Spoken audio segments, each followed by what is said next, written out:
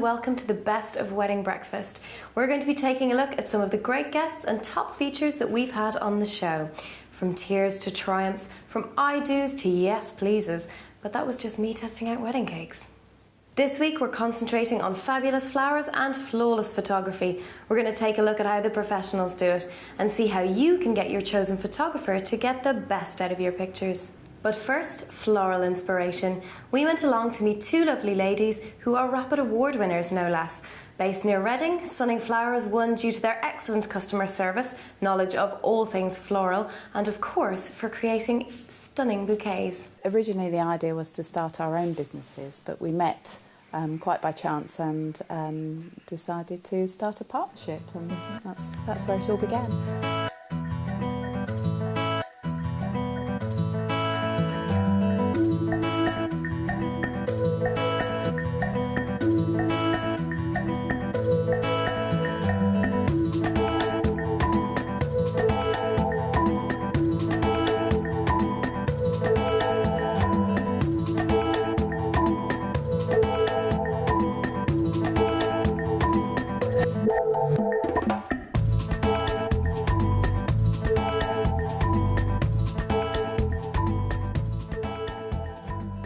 I don't think we ever started out with a particular design as such, but I think all of our flowers are very, very natural and very beautiful. Well, that's our strapline, yes. isn't it? Naturally beautiful.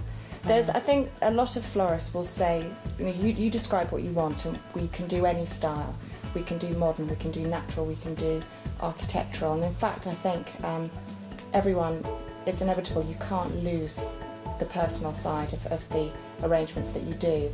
And I think once you recognise what your style is, and for us it is using a lot of flowers, keeping things very natural, letting the flowers speak for themselves, and using a lot of flowers, not just 3 or 4 stems used in an interesting way, but beautiful arrangements.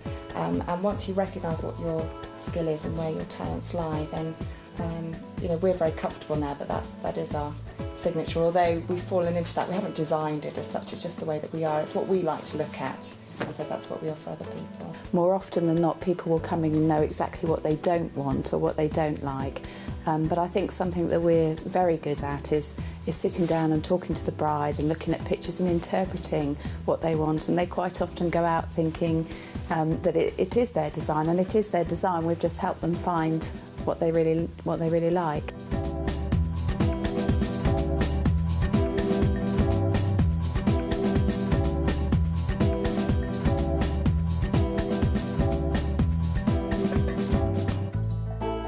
Do make sure you book your consultation nice and early. It's never too early to come in and see us and have a chat. Even if you don't book at that time, it's nice to talk about ideas and do some research before you come in. And don't spend money on accessories and vases before your wedding or before you've spoken to a florist, thinking that you'll save yourself money on the day, because most florists have these items in stock and the hire charge is insignificant compared to the cost of flowers. So in the end, you'll end up spending more money.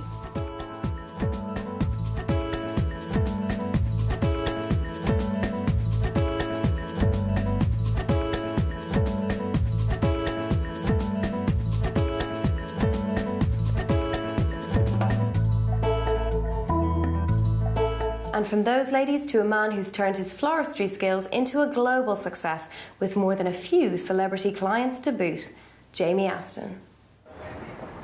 Jamie Aston has been going for 2 years, since 2005. And our aim is to kind of set up a big showroom like this here, this big shop, which is kind of showcase high-end flowers and to sell to London area. Our big interest is weddings and events, and we do about 50 weddings a year. That was last year anyway, so this year is about 56, 57. It's quite a few. There's about, I think, 18 staff now that work here. Quite a large event team, and we go over the whole of the country, also worldwide, doing events and weddings. And yeah, our aim is to provide gorgeous flowers at a reasonable price to design their customers. Hey ho, how you doing? All right? It's looking lovely. I think it's okay, yeah. I think it's a nice size. It's a top table, isn't it? I think with weddings, it's very inspiring because you get to meet these brides that come in here, and they're all so different. You'll get brides that come in who are complete blank canvases and have no idea what they want, and they're great to work with and to kind of nurture. And brides come in with big folders, big packs of information that they've kind of researched, and they're fascinating too. So they inspire you, and their ideas and what they want to achieve, it's always very different. So it's quite nice to work with that and to kind of coach them to make it look, you know, lovely. I think my inspiration comes a lot from what I see around me. I soak up a lot of stuff. I'm not an academic. I see things and I absorb them, and that's pretty much it. So most things pretty much inspire me. So it's looking around people and shop windows particularly. I like going around and I'm always kind of lagging behind my friends, looking windows and just being nosy. And also fashion. We work a lot with big fashion brands, and I get to see the collections before they actually are released. A typical day for me would be, on a hard day, getting up at 4:30, 5 o'clock, going down to market in Vauxhall, buying my flowers, and then going off back to the shop or to the studio, then making contracts, going into restaurants. We do Gordon Ramsay and we do Italia in London, going in before breakfast starts, doing the table flowers and the contract flowers, and then back here, maybe a few meetings with brides or events or corporate clients, then lunch from Lucky, and then, yeah, working in the shop, and then in the office through the afternoon and evening. So I get home about 8:30, 9 o'clock usually. So I'm at a desk for about 4 hours a day, just emailing and typing away, and so it's not all glamorous. Okay, so candelabras. These are great kind of props for wedding tables. They're really, really popular. They give massive amount of height and a real wow factor.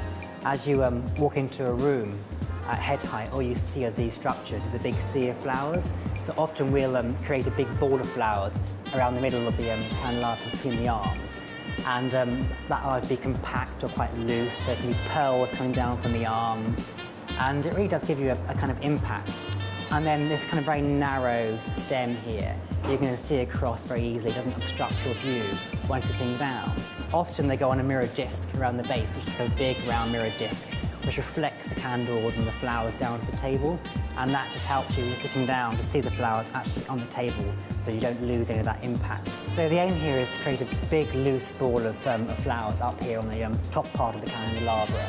It's got 9 arms, and the top 5 arms have been kept pretty much free for the candles to go onto.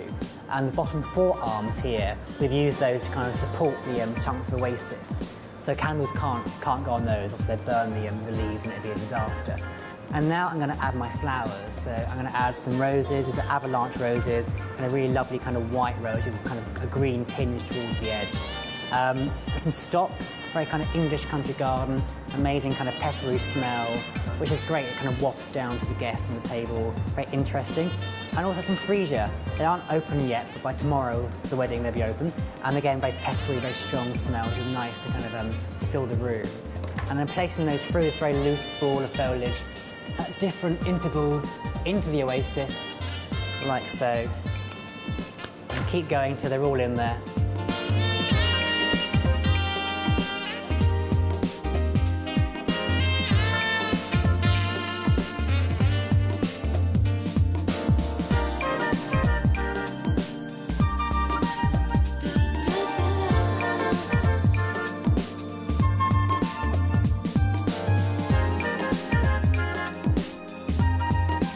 And there we go, what an amazing display of flowers on a candelabra, set to go for tomorrow's wedding.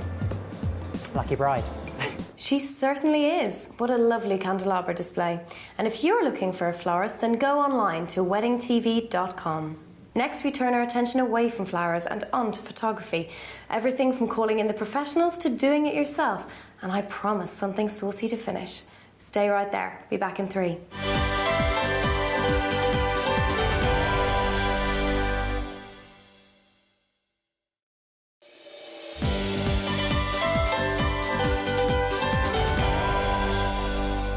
Welcome back to the Best of Wedding Breakfast. In this part of the show, we focus on photography. We're going to be taking a look at one of the best in the business in a moment. But first, SIY, snapping it yourself. George went along to get the lowdown from a man who knows all about taking the perfect picture.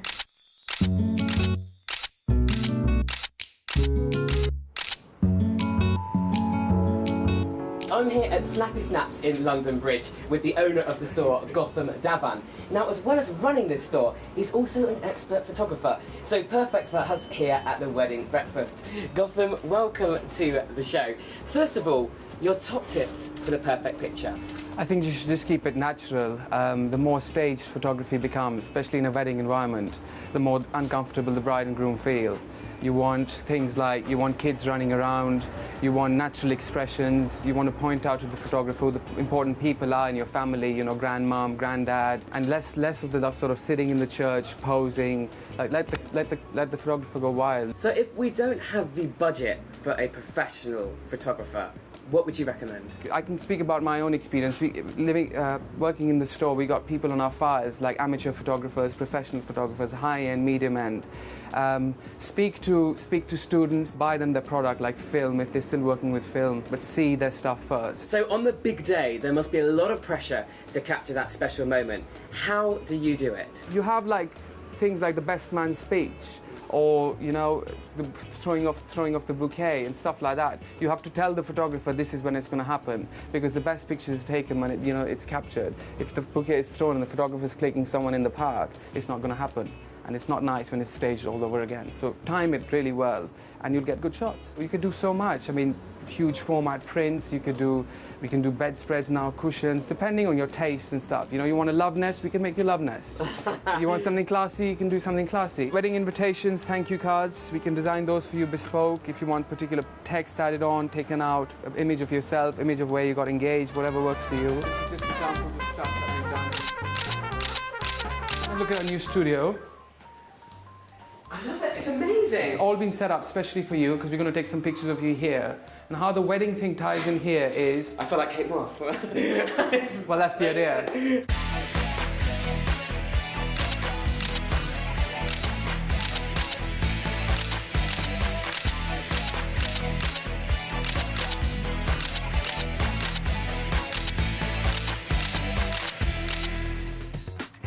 So George, did you have a nice time in our store in London Bridge? I had a fantastic time, thank you so much. And I'm highly impressed that you managed to turn my ugly mug into a top-class one. One last surprise we've got for you here. Okay. This is something we've created especially for you. I hope you like it. Oh, Marilyn, eat your heart out, viewers. Check this out. Thank you so much for joining us on Wedding Breakfast. Thank you. Thank you. Cheers. Thank you.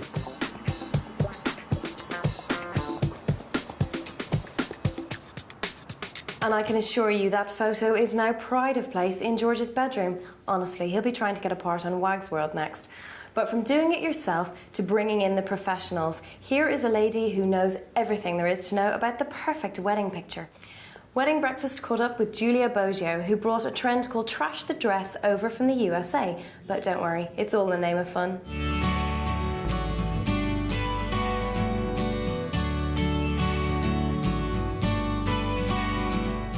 Tori, Johnny, first of all, congratulations on just newlyweds. How was the big day? Fabulous. It was great, wasn't it? Yeah. It was, despite the weather's best efforts to dampen everything, it was exceeded expectations, I think. All the planning and all the time that went into it. We definitely want to get back in the outfits. That was the big appeal for us. I think I did a good job of trashing the dress on the day because of the rain and everything else. So it's quite nice to have the sunshine today and do it all again. At the cost of a wedding dress, there's no way we're going to trash it today. So what was the appeal for you guys to do something after the big day? Just another kind of fun memories, I think. The day, like Johnny said, went so quickly on Saturday. And we've yet to see the photos, but Julia's got them to hand, so can't wait. And this is kind of a time for us to sort of play around a bit. Yeah, I think also spreading it across 2 days gives you more chance of having great weather. So as Tori mentioned, you know, on the day it was a little bit wet, and today the weather's fantastic, so you get two kinds of shots, which is another great reason to do it. Now, if we go back to the actual dress, which is, you know, the big part of the wedding, how did you kind of choose it? Was it a real difficult kind of decision? It took a few trips. I kept going up to London a lot of times, but I think it's true that everyone says once you find the dress that you love, there's no going back. So even though I kept looking at other alternatives, it was always the one that I was going to go for. And I'll be quite cheeky here. Who was it by, and did it cost buckets of cash? It was by Kenneth Poole, and yes, it did. Shh. Okay, so you're definitely not going to destroy this dress today? Definitely not destroy the dress today. It's going on eBay? No. Maybe in a few years' time when it doesn't fit anymore. You can smack him later. Yeah. Okay, guys, thank you. Okay, so we're here on the set. We're going to watch everything unravel. Oh, you've been packing? And here they are now. Guys, you are looking absolutely stunning. Beautiful. You know what? It really is a beautiful dress. You feel and look $1 million. How are you feeling now? Good. You were going to say daft, weren't you? But no, feels good. It's good fun. Excited? Ready for the shoot? Yes. Okay, well, let's bring in Julia. Come on in, Julia. Hello. Julia, welcome. Our Hi. professional photographer on hand to do everything. Yes. What's going to happen next? Basically, we're going to go to a couple locations, have a bit of fun, do some lighting, and just get some fabulous photos for Tori and Johnny.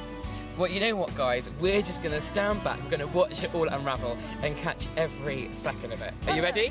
I'm going to put you to work. Let's go for it. After you. Let's go. Let's go.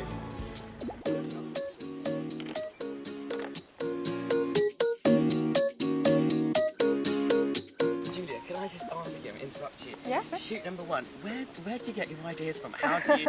I mean, we're here on a train track. You guys are looking absolutely gorgeous. How do you get the idea? Well, you look through magazines, art books, all that sort of stuff, and you just look around for the things that you find, kind of like a womble, I suppose. You're just looking for interesting places that contrast nicely with the fact that they're really, dressed up to the nines. And I think that an old dilapidated railroad does that pretty well. That's great.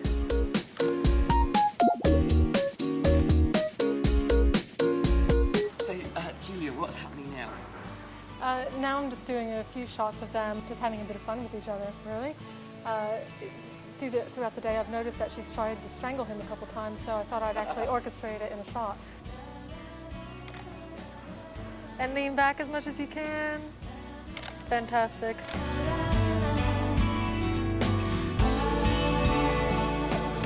This will be... Ooh.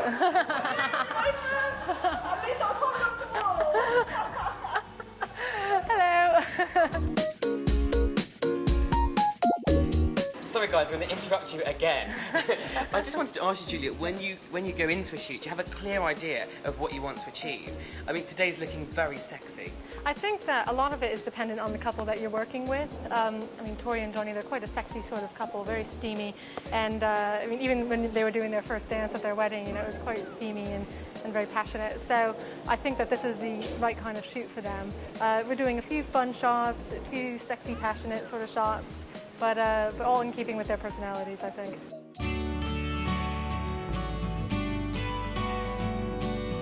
Yeah, very good. And Johnny, I want you here, sort of, leaning into her like that.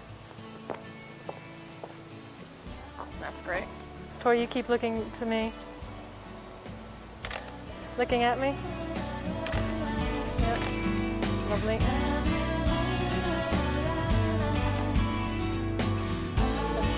Okay, 1, 2, 3. Yay! Now, Julia, we've come across a random moment here, an ice cream van. What are you planning now? I just thought it would be fun to have a picture of the bride and groom buying some ice creams. Do you find that quite a lot when you're on a shoot, these random things just suddenly happen? Yeah, but that's what keeps it fun. Just standing there, enjoying the ice cream. Tori, fantastic.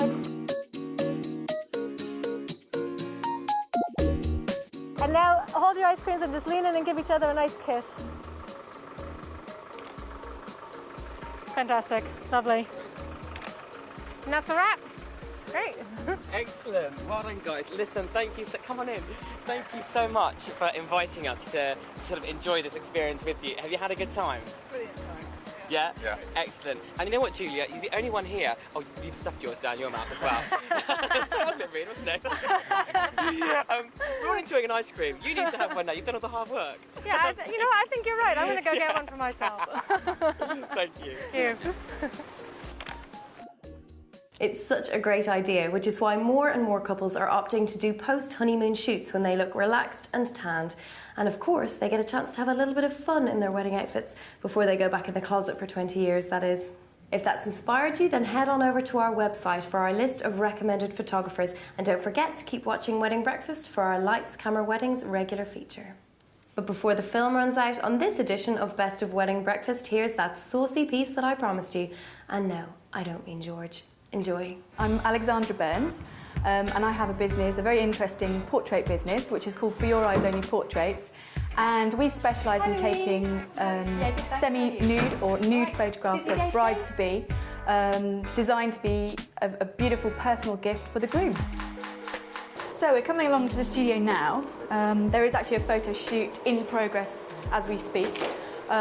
You're privileged to be in here today because it's normally a very private environment. Kirsty, one of our excellent photographers, is just taking some pictures of this lady here, who's brought a corset along, a little pair of shorties and some high shoes with tights. Kirsty will guide her through all of the poses, directing her as she goes. The lady won't have to do any performing as such.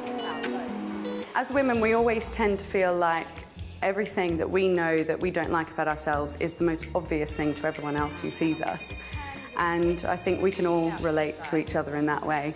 The thing is, a lot of women don't realise, and they think they're the only ones that feel that way. So it's just important to make sure that when they come in, they know that we understand that and that we all feel like we have our faults. But the most important thing is that we focus on all the positive things about ourselves. Fantastic. Now turn your face to the light and eyes up at the light. Brilliant. Lovely. Relax. Any woman could have a For Your Eyes Only portrait. Every woman should have a For Your Eyes Only portrait shot, because it's just one of those things that it does make you have a spring in your step by the end of it. You do feel that much better. We have a lot of women who come in and they feel very, very nervous at the beginning, and halfway through the shoot they're standing there going, I never thought I'd stand in front of another human being just in my heels and some knickers, you know. This is a big step for me, but I actually feel really comfortable. A lot of the photography is very spontaneous, and also it's very involving. When you're being photographed, you're being directed through all of the poses. You're not expected to be Kate Moss or come out with some great performance. You know, you are being guided through a variety of poses, and some of the poses lend themselves to having no clothes on, and some of them don't. We hear stories of there's been tears, and you know, it's quite an emotional present to receive, I think, because very often the groom knows what his wife has been or his bride has been through having these photographs. They know it's perhaps a little bit out of character, or it's not something that they would normally think of doing. And it's that element of, see, this is me, you know, I am sexy, you know, we're going to spend a lifetime together, and this is me, I'm giving myself and, you know, the photos for you forever. And obviously photography is something which is great for that, because you're capturing something for a lifetime, aren't you? So it's just a perfect way of, you know, giving a personal present, really. A perfect present indeed, and a perfect way to end this week's Best of Wedding Breakfast. Don't forget to keep watching. See you soon.